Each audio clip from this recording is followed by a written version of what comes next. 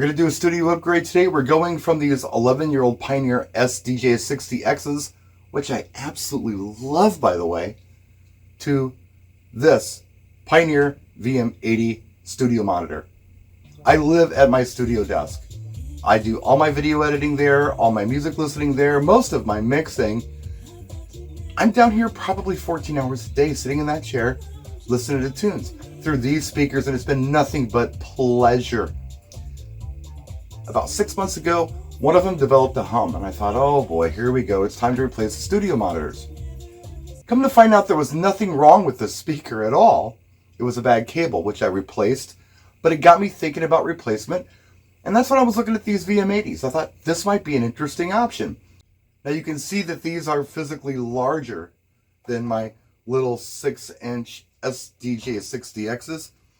Something else that's real interesting, if you look at this tweeter, there's a protection bar here to keep you from punching in the little cover. These got punched in. I did a video a while back where I was trying to pull them out. But yeah, that's a really clever option on the front. And I really like the design of this. It's going to give me something new to look at. Let's look at the back. You've got this huge bass port up here. It's crazy. Anyway, you've got XLR combo. So you could do either the XLR or the 1/4 inch TRS jack in here. You can also run an RCA if you want to. Here's your volume.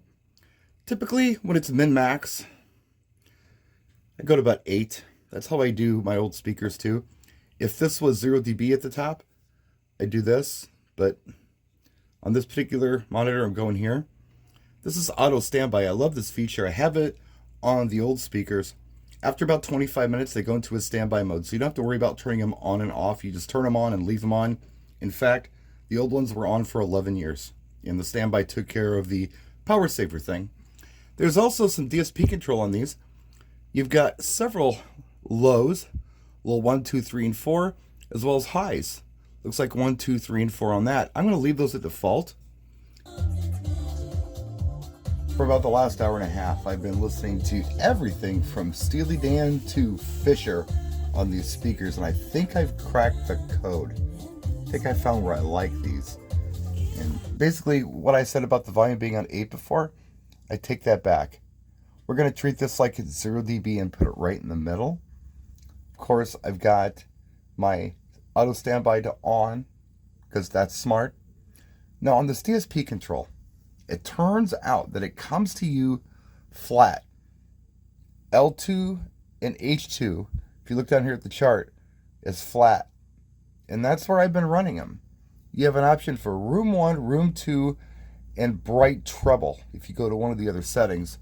But to my ears, this is where it's at. If you run them flat and you're running a good clean signal, I'm running an old Pioneer DJM-850. Sounds great. I'm running decent files, and I like it. You know, everything from the old stuff to the new stuff. And by the way, these love EDM.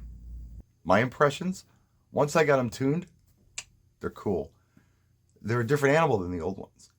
Like I said, that volume, I was doing it old school, bringing it up to 8, right in the middle, 12 o'clock, which is probably 0 dB, I think is where you need to run them. Remember, you're not trying to put on a rave. You're trying to listen to music at your studio desk. They love compressed audio. They love new EDM, Bruno Mars, Dua Lipa, all that stuff. They crave it. They thrive on it. The old stuff sounds great too. But yeah, I think running them flat's the way to go. And that auto off option, use that. That is so helpful. If you're in and out of your studio like I am, I'll forget to turn things off.